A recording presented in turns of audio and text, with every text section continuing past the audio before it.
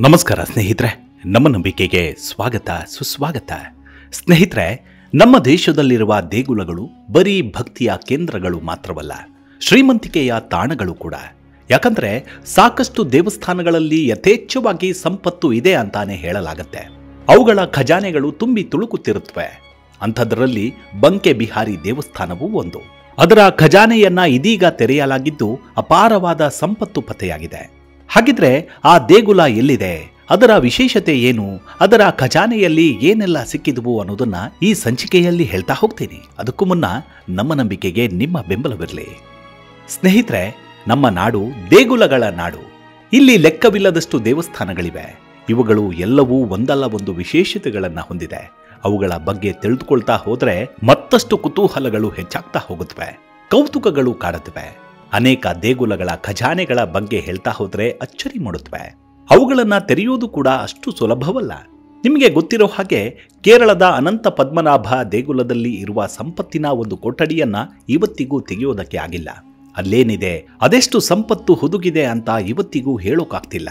ಇನ್ನು ಈ ಹಿಂದೆ ಪುರಿ ಜಗನ್ನಾಥನ ದೇವಸ್ಥಾನದ ಖಜಾನೆ ಓಪನ್ ಮಾಡಲಾಗಿತ್ತು. ಇವತ್ತೇನು ಮತ್ತೆ ಅನಂತ ಪದ್ಮನಾಭ ದೇಗುಲ ಹಾಗೂ ಪುರಿ ಜಗನ್ನಾಥನ ಖಜಾನೆ ಬಗ್ಗೆ ಹೇಳ್ತಾ ಇದ್ದಾರೆ ಅಂದ್ರ ಖಂಡಿತವಾಗ್ಲೂ ಇಲ್ಲ.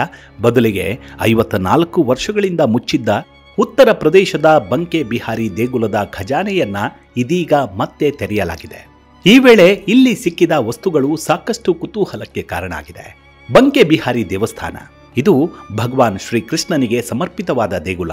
ಇದಿರೋದು ಮಥುರಾದಲ್ಲಿರುವ ವೃಂದಾವನದಲ್ಲಿ. ಇಲ್ಲಿಗೆ ಸಹಸ್ರಾರು ಸಂಖ್ಯೆಯಲ್ಲಿ ಭಕ್ತರು ಆಗಮಿಸ್ತಾರೆ. ಬಂದವರು ತಮ್ಮ ಬೇಡಿಕೆಗಳನ್ನ ಸಲ್ಲಿಸ್ತಾರೆ, ವಿಶೇಷ ಪೂಜೆ ಪುನಸ್ಕಾರಗಳನ್ನ ಮಾಡ್ತಾರೆ. ಇದೀಗ ಈ ದೇವಸ್ಥಾನ ಇಲ್ಲಿನ ಖಜಾನೆಯಿಂದ ಮುಖ್ಯ ವಾಹಿನಿಗೆ ಬಂದಿದೆ. ಇದು ಇಷ್ಟೊಂದು ಮುನ್ನೆಲೆಗೆ ಬಂದಿರೋದಕ್ಕೆ ಕಾರಣ 54 ವರ್ಷಗಳ ಬಳಿಕ ಇದರ ಬಾಗಿಲನ್ನ ತೆರೆದಿರೋದು. ಕೆಲ ದಿನಗಳ ಹಿಂದೆ ಇದರ ಬಾಗಿಲು ತೆರೆಯೋಕೆ ಸಿವಿಲ್ ನ್ಯಾಯಾಧೀಶರನ್ನೊಳಗೊಂಡ ಸಮಿತಿ ತೀರ್ಮಾನ ಮಾಡಿತ್ತು.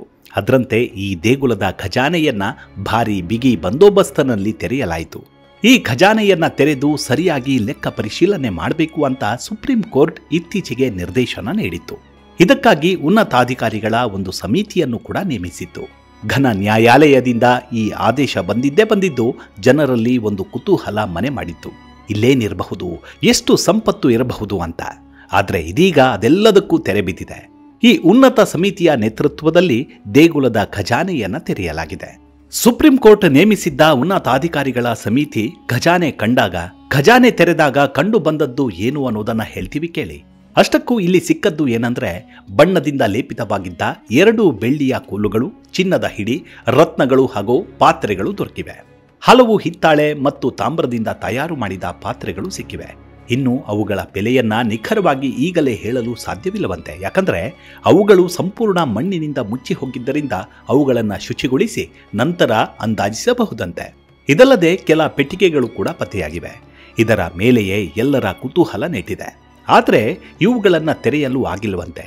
ಇನ್ನು ಈ ದೇಗುಲದ ಖಜಾನೆಯಲ್ಲಿ ಕೆಲ ಮೊಹರು ಮಾಡಿದ ದಾಖಲೆಗಳು, ಪತ್ರಗಳು ಹಾಗೂ ಬಹುಮಾನಗಳಿವೆ ಅಂತ ಹೇಳಲಾಗಿತ್ತು. ಸಾಲದಕ್ಕೆ ಈ ವಿಚಾರ ಉನ್ನತ ಮಟ್ಟದ ಅಧಿಕಾರಿಗಳ ಸಭೆಯಲ್ಲೂ ಚರ್ಚೆಯಾಗಿತ್ತು.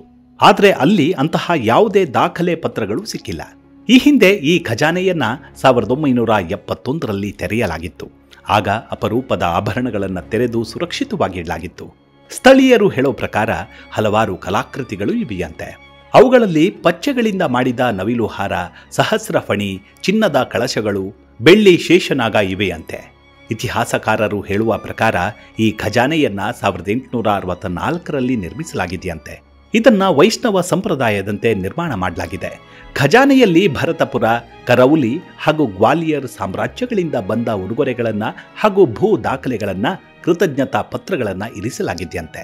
ಇನ್ನು 1971ರಲ್ಲಿ ಖಜಾನೆ ತೆಗೆದಾಗ ಅದರಲ್ಲಿ ಪತ್ತೆಯಾದ ಆಭರಣಗಳನ್ನ ಒಂದು ಪೆಟ್ಟಿಗೆಯಲ್ಲಿ ಹಾಕಿ ಮಥುರಾದ ಭೂತೇಶ್ವರದಲ್ಲಿರುವ ಸ್ಟೇಟ್ ಬ್ಯಾಂಕ್ನ ಸೇಫ್ಟಿ ಲಾಕರ್ನಲ್ಲಿ ಇರಿಸಲಾಗಿತ್ತು.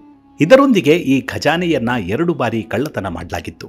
1926 ಹಾಗೂ 1936ರಲ್ಲಿ ಬ್ರಿಟಿಷರ ಆಳ್ವಿಕೆ ಇದ್ದಾಗ 2 ಬಾರಿ ಈ ಖಜಾನೆಗೆ ಕನ್ನ ಹಾಕಲಾಗಿತ್ತು.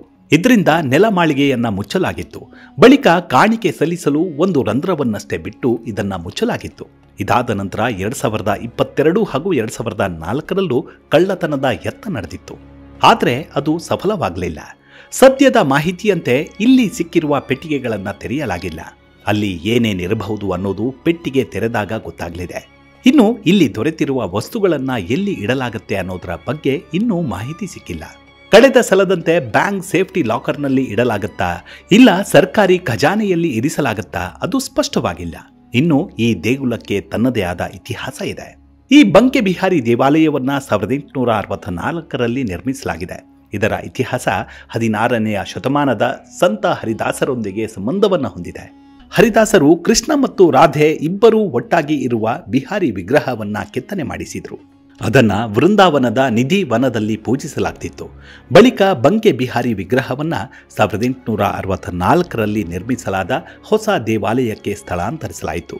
ಅಲ್ಲಿಂದ ಇಲ್ಲಿವರೆಗೂ ಕೃಷ್ಣ ಮತ್ತು ರಾಧೆಯನ್ನ ಪೂಜಿಸಿಕೊಂಡು ಬರಲಾಗ್ತಿದೆ. ಮತ್ತಷ್ಟು ಹೇಳಬೇಕಂದ್ರೆ 16ನೇ ಶತಮಾನದಲ್ಲಿ ಹರಿದಾಸರು ತಮ್ಮ ಶಿಷ್ಯರೊಂದಿಗೆ ವೃಂದಾವನಕ್ಕೆ ಬಂದರು ಮತ್ತು ಈಗ ನಿಧಿವನದ ದಟ್ಟಾರಣ್ಯದಲ್ಲಿ ಸಂಗೀತ ಮತ್ತು ಧ್ಯಾನಕ್ಕಾಗಿ ಒಂದು ಸ್ಥಳವನ್ನು ಆರಿಸಿಕೊಂಡರಂತೆ. ಅವರು ಮಾಡಿದ ಸಂಗೀತ ಮತ್ತು ಧ್ಯಾನದ ಫಲವಾಗಿ ಕೃಷ್ಣ ಮತ್ತು ರಾಧೆಯರು ಒಟ್ಟಿಗೆ ಕಾಣಿಸಿಕೊಂಡರು ಅಂತ ಹೇಳಲಾಗತ್ತೆ. ಹರಿದಾಸರ ಕೋರಿಕೆಯಂತೆ ಅವರು ಆ ಸ್ಥಳದಲ್ಲಿಯೇ ಉಳಿದರಂತೆ. ಅವರ ಒಂದು ವಿಗ್ರಹವನ್ನ ಬಂಕೆ ಬಿಹಾರಿ ಅಂತ ಪೂಜಿಸಿದ್ರು. ಇಲ್ಲಿ ಮತ್ತೊಂದು ವಿಶೇಷ ಅಂದ್ರೆ ಬಂಕೆ ಬಿಹಾರಿ ದೇವರ ವಿಗ್ರಹವನ್ನ ಯಾವಾಗಲೂ ನೋಡಲು ಸಾಧ್ಯವಿಲ್ಲ. ಯಾಕಂದ್ರೆ ಪ್ರತಿ ಕೆಲವು ನಿಮಿಷಗಳಿಗೆ ಪರದೆಯನ್ನ ತೆರೆದು ಮುಚ್ಚಲಾಗತ್ತೆ. ಬಂಕೆ ಬಿಹಾರಿ ವಿಗ್ರಹದ ಆಕರ್ಷಣೆಗೆ ಯಾವುದೇ ಭಕ್ತರು ಸಂಪೂರ್ಣವಾಗಿ ವಶವಾಗಬಾರದು ಅನ್ನೋದು ಇದರ ಹಿಂದಿನ ಉದ್ದೇಶ. ಅದರಲ್ಲೂ ವಿಶೇಷವಾಗಿ ಮಕರ ಸಂಕ್ರಾಂತಿ ಮತ್ತು ಹೋಳಿ ಹಬ್ಬಗಳನ್ನ ಅದ್ದೂರಿಯಾಗಿ ಆಚರಿಸಲಾಗತ್ತೆ. ಅಂದಿನ ದಿನಗಳಲ್ಲಿ ಕೃಷ್ಣ ಹಾಗೂ ರಾಧೆಯ ವಿಗ್ರಹವನ್ನ ನೋಡೋದೇ ಕಣ್ಣಿಗೆ ಒಂದು ಆನಂದವಾಗಿರುತ್ತೆ. ಅಷ್ಟೇ ಅಲ್ಲ, ಈ ದೇಗುಲಕ್ಕೆ ಭೇಟಿ ನೀಡಿದ್ರೆ ಹಲವಾರು ಸಂಕಷ್ಟಗಳು ದೂರವಾಗ್ತಾವೆ ಅಂತಾನೆ ಹೇಳಲಾಗತ್ತೆ. ಸಾಕಷ್ಟು ಐತಿಹ್ಯವಿರುವ ಈ ದೇವಾಲಯದ ಖಜಾನೆಯನ್ನ 54 ವರ್ಷಗಳ ಬಳಿಕವೇನೋ ತೆರೆಯಲಾಗಿದೆ. ಈ ವೇಳೆ ಸಾಕಷ್ಟು ಬೆಲೆ ಬಾಳುವ ವಸ್ತುಗಳು ಕೂಡ ದೊರೆತಿವೆ. ಸದ್ಯ ಈಗ ಇದು ಹಲವು ಚರ್ಚೆಗಳಿಗೆ ಕೂಡ ಕಾರಣ ಆಗಿದೆ. ಇದರ ಮೌಲ್ಯ ಗೊತ್ತಾದ ಬಳಿಕ ಮತ್ತಷ್ಟು ಕುತೂಹಲ ಹೆಚ್ಚಲಿದೆ ಅಂತಾನೆ ಹೇಳಬಹುದು. ಮುಂದಿನ ಸಂಚಿಕೆಯಲ್ಲಿ ಮತ್ತೆ ಸಿಗೋಣ. ಅಲ್ಲಿವರೆಗೂ ನಿಮ್ಮ ಆರೋಗ್ಯದ ಕಡೆ ಗಮನವಿರಲಿ. Take care. ನಮಸ್ಕಾರ.